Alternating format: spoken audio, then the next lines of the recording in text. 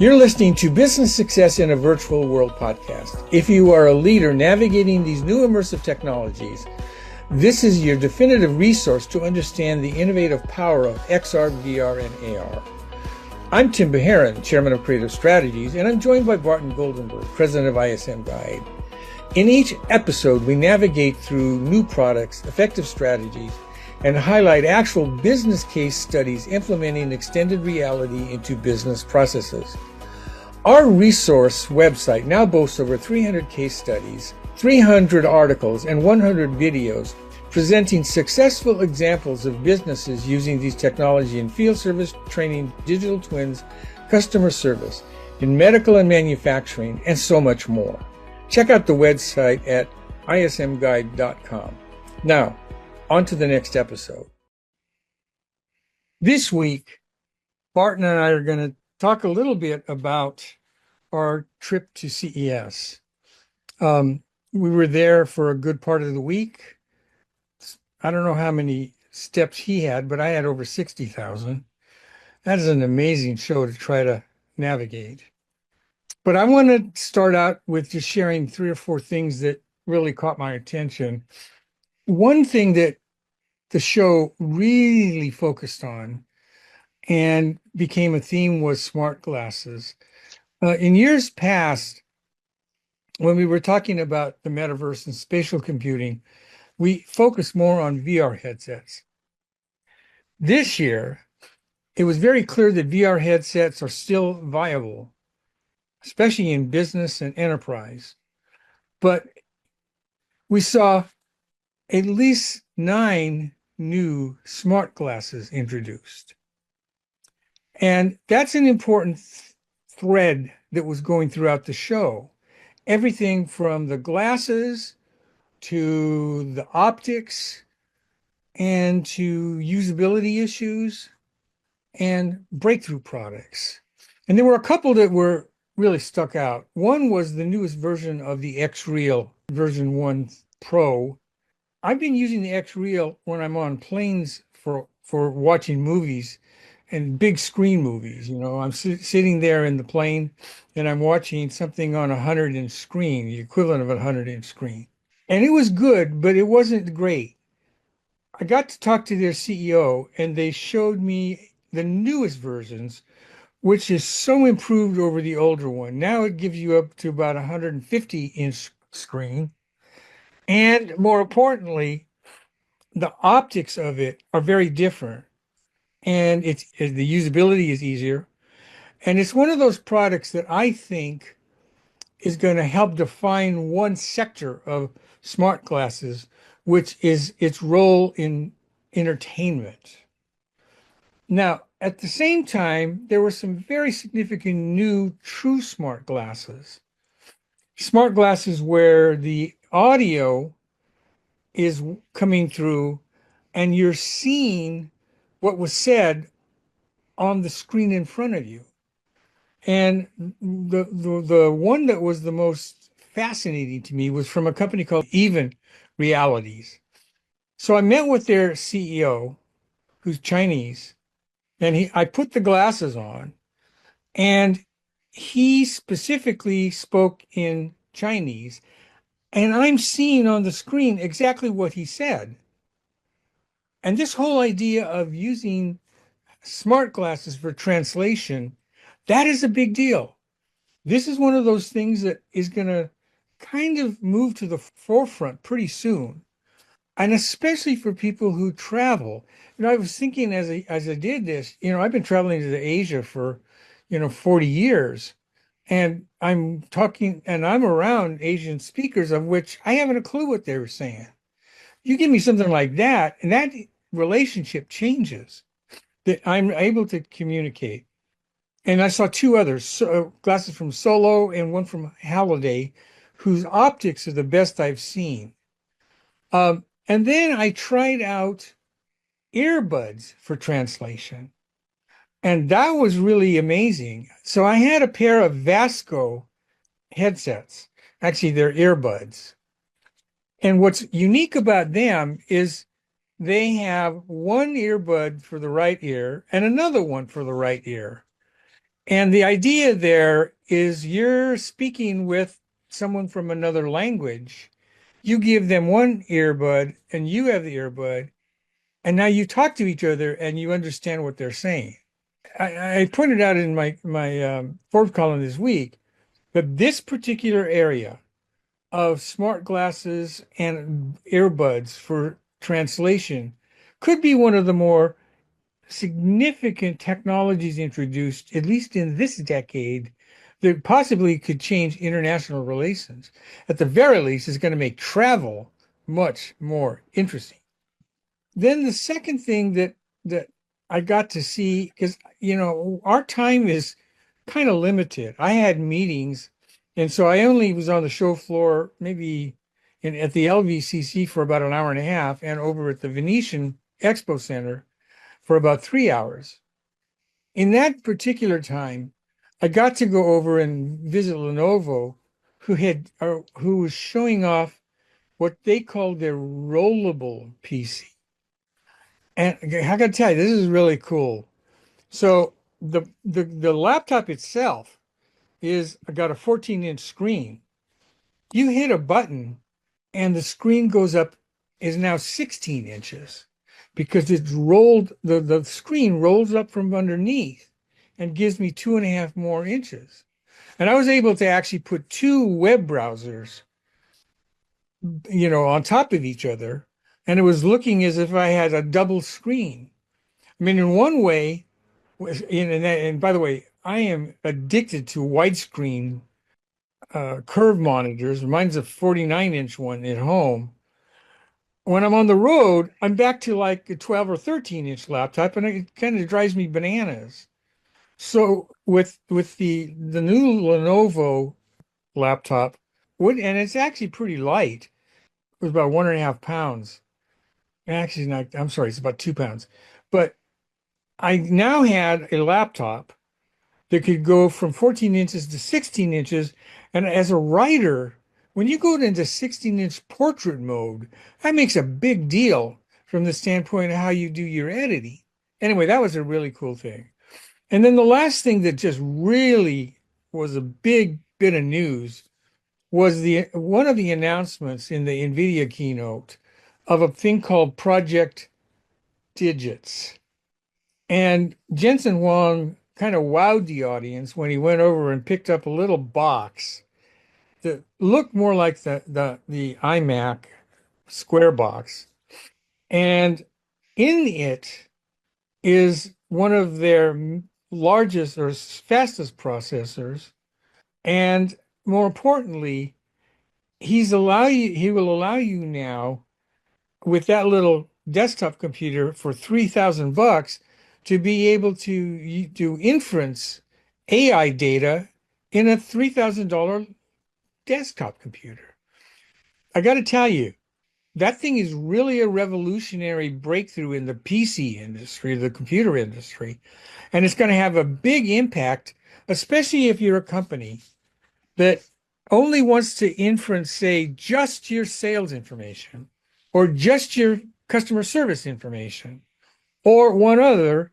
You can do each of those and then they can cross-pollinate so you can get answers from all three of those without all the other areas of your big corporate information needed, which in those cases, you're looking at gigantic back-end AI computers who are processing, trillions of bits of data, where this is, more like, I forgot the actual number that it can do, but it's in the hundreds and hundreds of millions of data that can be processed in seconds. Anyway, those are the three that really came out. I mean, obviously, there were other products that I will talk about probably in the future when I write about them.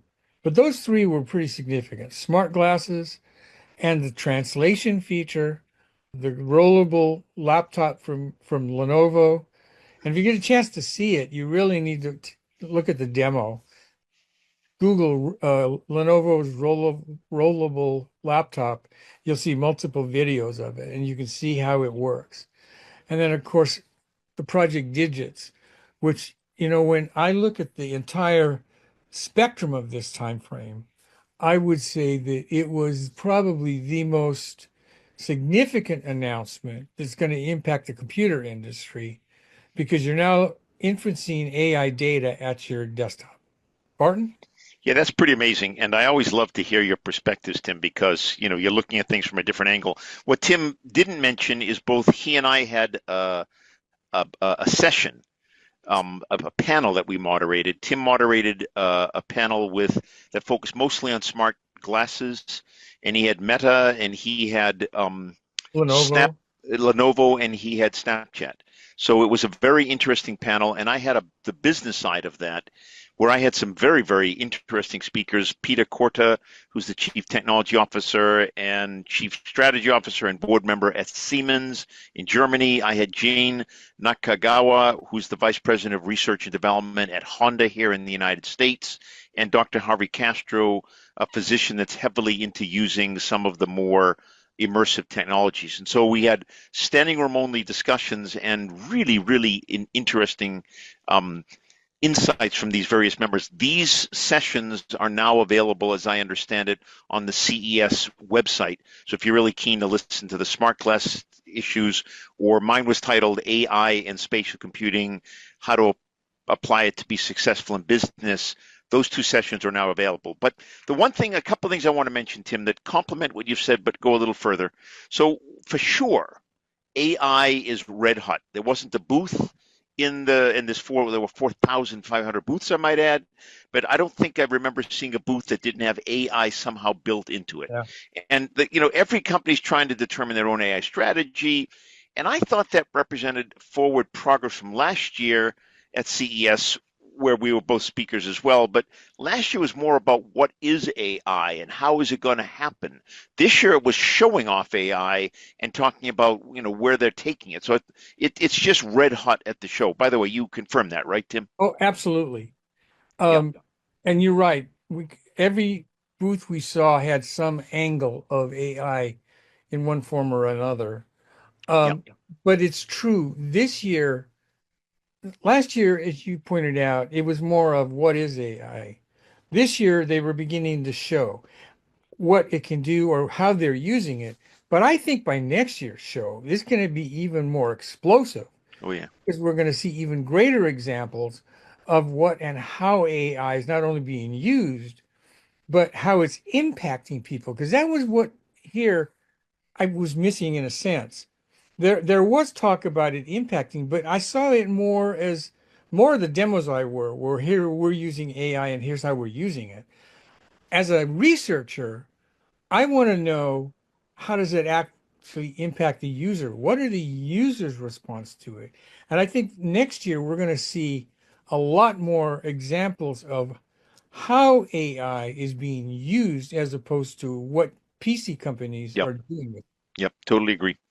Okay, so three keynotes stood out to me and some things on the floor. I'll just go through them quickly. Tim's already alluded to Jensen Huang's keynote NVIDIA. It was the opening night. I think it was Monday night, if I remember correctly.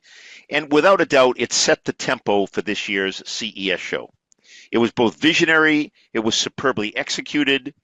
And while Microsoft and Google and others are very important players, NVIDIA is driving the trajectory of AI. They announced at least a dozen new AI enabled or enabled products for 2025, including what Tim already alluded to, this AI supercomputer for $2,800. And I believe what Tim said, this PC could take the market by fire. Its chips, its hardware, its software, all of these will focus, as Jensen said, on three types of robots. First one is agentic robots or agent. Second one is autonomous vehicle robots or autonomous vehicles. And the third one is humanoid robots. And on each of these, he had some wonderful display happening on the floor of the actual demo. All I can say is buckle in. This is going to be one heck of a ride, and NVIDIA will, in my opinion, lead the way. The second keynote that I thought was very, very good, and I don't know if everybody would agree with me, but it was the Volvo keynote, Volvo from Sweden. Now, I'm not talking about Volvo Cars, which is now owned by the Chinese. I'm talking about what is called Volvo Industries, and that's all of the heavy trucks, construction equipment, buses. It's all the heavy duty equipment. And the president of this company gave the keynote, and I thought he was in a league of his own. So it too was visionary. First of all, it was delivered the whole thing in virtual reality, so I thought that was pretty cool. But their vision is zero emissions and AI driven heavy duty trucks, construction equipment, and more. And he talked about three energy sources driving the vision, which I thought was actually quite interesting. Battery electric, which we all are aware of, but then he went in big deal on fuel cell electric, and they actually have trucks that are running on fuel cell electric, which is a very, very interesting technology. And then internal combustion, as if it's still around, but this time it wasn't for necessarily gasoline, but it was more materials that biomaterials that could be used for internal combustion engines. But what impressed me the most about that, Tim, was the Swedish culture.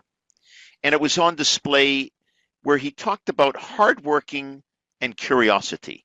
And what he basically said is it's because of our hard work and because we're curious at every stage of that hard work that has led to extreme innovation in the industry. And if you're not familiar, I mean, there's a list of Swedish innovations that is quite impressive, whether it's the three-point seatbelt, the zipper that you have on your jersey, whether it's the crescent wrench that you use when you fix your car. These are all Swedish inventions, and it's just what they do well. And this keynote was just wonderful. The third keynote that impressed me was Delta Airlines. This is their 100th year, and it was done in the Sphere. And if you haven't been to CES, which I absolutely encourage you to do, you would be only one of the 141,000 people that went this year. But if you have the opportunity to go in the Sphere, it's like a dome where you can put on a 3D presentation. Delta Airlines put us inside the plane, and we were kind of like taxiing down the runway and taking off inside the plane, inside the cockpit. But what they really described, which was amazing in this 3D environment, is while AI technology will play a significant role in the next 100 years for Delta, the big focus will be on the consumer. Understanding the consumer, using AI to inference data about the consumer, and making the consumer trip from literally their house to their final destination a painless and wonderful experience. So those were the three keynotes that stood out. On the show floor side, mine are going to be a little different than yours, Tim, but that's just maybe because we have different interests in some things. But one of them that stood out for me was the BMW 7 Series electric vehicle. And I have to tell you, it's an absolutely gorgeous vehicle, just beautiful as can be. But more importantly, and I think this is a significant statement, the German government has approved that car for hands-free driving at 37 miles, which is 50 kilometers, and less. So that's an official approval by the German government. And let me tell you, that's a strict government, and driving is, a hugely important part of a German's life. So for them to give hands-free approval is a big statement. For when it's above 37 miles per hour or 50 kilometers, then you have to hands assisted, as it's called. But this is really a big deal in a country that loves to drive automobiles. The other thing that is important to me is I saw a wonderful company showing off their auto docking for boats. And anybody that owns a boat, whether it's a sailboat or a motorboat, knows that when you come into a dock and there's 25 knot winds or 20 knot winds, or for that matter, 15 knot winds, and they're going against the dock and you have to dock, that's a living nightmare. And so what this docking does is the AI immediately kicks in, and it brings you right into the dock, smooth as a whistle. It was beautiful. It was effortless. Tim's already talked about the AR Smart Glass. I don't want to go into that a lot. But what I do want to do is mention three final observations. Last year, the Chinese company Xpeng showed off a flying car. It was very, very cool. But this year, they displayed the portable helicopter that actually fits inside the equivalent of a cyber truck that comes back out and takes the executive inside this portable helicopter with drone blades on top of it to the car, to the flying car, and then you could take off and visit whatever you needed to do. So they're just extending their flying car concept, and it was really quite amazing. The last 2 points, and these are, I think, the most significant for me for the show. The real and virtual worlds have increasingly converged. For years we looked at stick figures in a virtual world. We looked at slow movement in a virtual world. That's finished. It's extremely difficult to differentiate between what is virtual and what is real. And for the Gen Alpha and Gen Z and the Y and even the millennials, this is millennial Y. This is what they have wanted to accomplish: a completely seamless integration between the virtual world and reality. And it really offers some amazing, digital twins, real life avatars. It's very hard to tell the difference. And I actually want to come back to this, Tim, and get your opinion. But let me give me my final closing comment. We all live in a world where, we do our work. We do our work hopefully with diligence, hopefully with a bit of curiosity, as the Swedes would say. But what CES 2025 drove home was just the importance of fun in life. That some of these inventions are just plain old fun. And they're just enjoyable to relax and work with, and remove yourself from the day-to-day issues and stresses and challenges and just have fun. And I think sometimes we forget that, and CES certainly reminded of us. But I want to go back to the virtual and real world, Tim, and get your take on that as well. Yeah, we're not actually, I would say, there yet, but we're getting there quicker than I thought we would.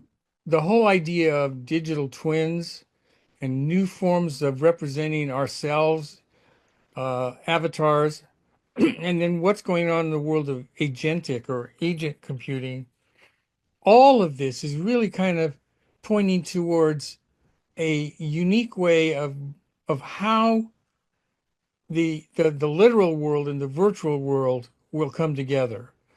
Um, Ultimately, I think we're still a few years from the true merger of it, but we're not as far behind as I thought we would be. My particular session had the opening line 2030. What will VR, XR, and smart glasses, how will it impact us in the next 7 years or 6 years? I started out my commentary way pointing out, trying to forecast 30 years, I mean, 6 or 7 years out.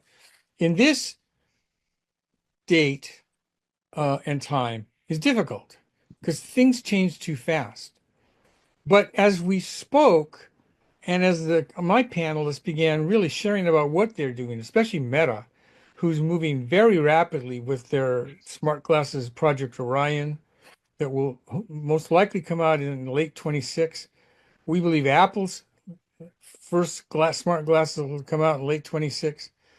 And the merging of the virtual and the literal worlds, they're really on a collision course. And I just think it's going to have a fascinating impact on us. I'll leave it to the sociologists to kind of figure out what that impact might be. But from a technical standpoint, we're moving much more rapidly because the interest is Yeah. there. The By the way, Tim, the Sony booth, which I kind of expect to see televisions and things like that, not at all. The whole booth was about their new technology and how to make movies more effective, more quickly, how to digitize objects, do digital twins, bring them into movies. That was another good example of this ease of going between our real world and the virtual world. But I do want to close with one comment.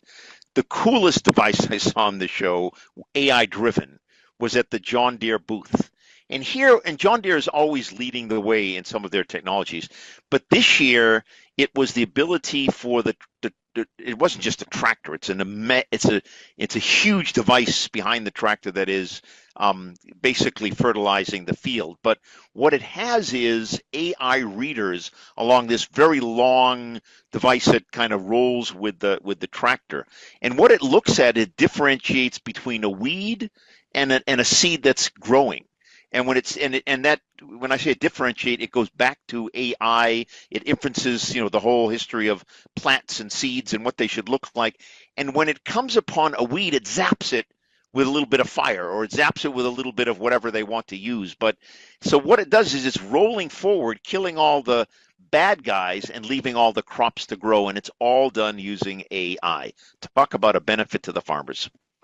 Well, and that's the point. One of the problems I have with trying to forecast the impact of AI is it's almost, you know, unlimited at this point. It could be used for so many ways. And that's one of the things about the tech industry that I love being involved with it for 40 years is I get to work with some of the brightest minds in tech. And they always are thinking, if I have this technology, what can I do with it? And how could it work? And that kind of mentality, which is 24/7 in Silicon Valley, you know, pays off. And we've seen great things from Silicon Valley and other parts of the world where these engineers have that kind of mentality. And so, I agree with you, Barton. It's that particular one from uh, the on the tractor. John Deere.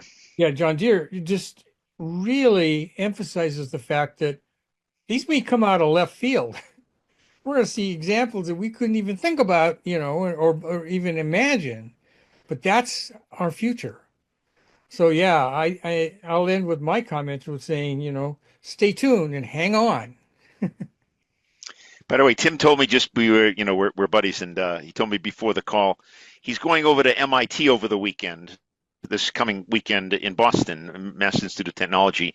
He's a judge on one of the panels where looking at some of the new technologies coming out of the university students, and I just think it's going to be a fascinating job and time spent because he's going to get some crazily wonderful ideas coming out of MIT. So Tim's staying right on top of the game. Yeah. And I love talking to college kids, especially college engineers. Their enthusiasm kind of reawakens the enthusiasm that sometimes I lose just because of the grind of what I do. All right. Well, thank you so much. We look forward to being with you again next time. Thank you. Thanks for listening to Business Success in the Virtual World. Barton and I have helped global companies successfully develop and implement strategies to utilize these new technologies. For more information or to contact us, please visit ismguide.com and select the AI and Spatial Computing Resource Center. Be sure to subscribe to this podcast on your preferred platform.